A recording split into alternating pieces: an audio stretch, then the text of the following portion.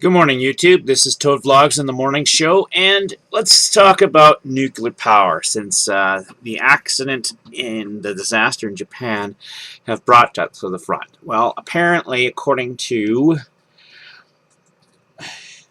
thestar.com, Canadian nuclear reactors say that what happened in Japan could never happen here. Those are the wrong words to use. Yeah, anything can happen. Anything can happen. You got to do the best you can to reduce the possibility, but don't say that. The Titanic was sinkable unless it hit a giant iceberg.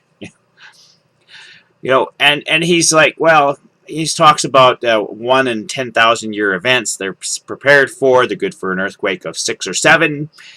We've had lots of earthquakes in the last year that have been 8+. Yeah, so don't give me that crap. What if, let's go, what if sabotage? What about meteorite? I'm not talking about huge meteorite. I'm just talking about small meteorite. Small meteorite plows through there, breaks all the containment fields, hits the reactor. What's going to happen? Let's say a bomb, sabotage, what if somebody blows off half the building?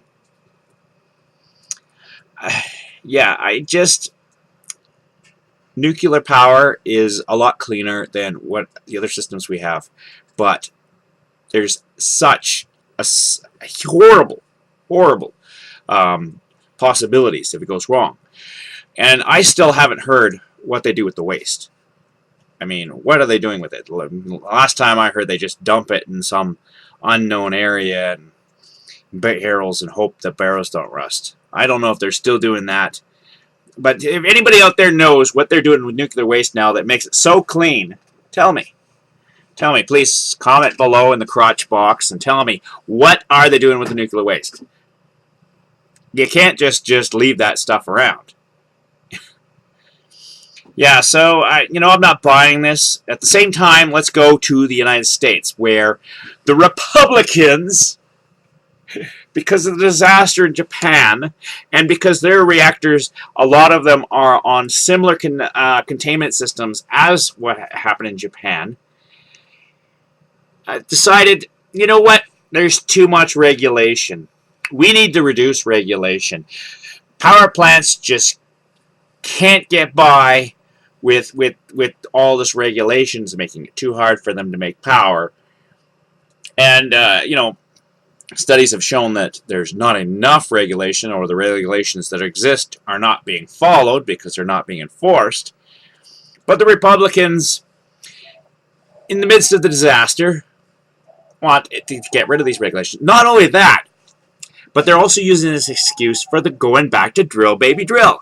The Gulf of Mexico was polluted with I don't know how many millions and millions of drums of oil because of unregulated drilling, and they want to go back to drilling when it's obviously the current technology is not safe. If you're telling me that it takes you months to turn off an oil spill, something's wrong. You're obviously that there's way not enough regulations, and that wasn't even an American company. That was an international company based out of England that was paying no tax whatsoever to the United States, and that's fine with them.